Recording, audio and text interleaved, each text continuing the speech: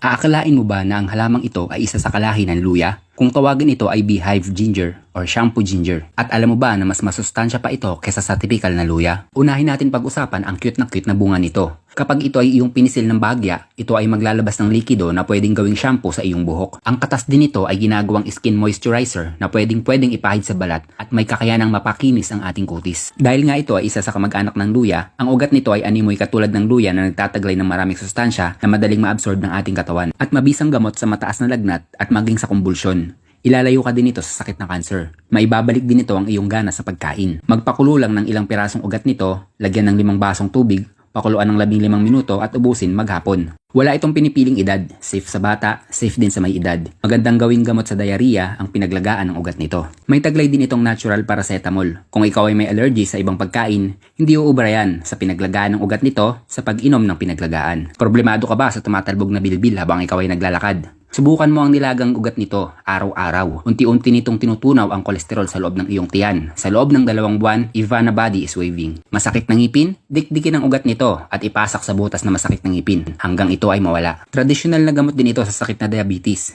dyspepsia, asthma, constipation at fish poisoning. Inaanyayahan ko po kayo mag-follow sa ating page. Marami pa po kayong malalaman na halamang gamot dito. 1 minutong dagdag kaalaman mula sa isang magsasaka.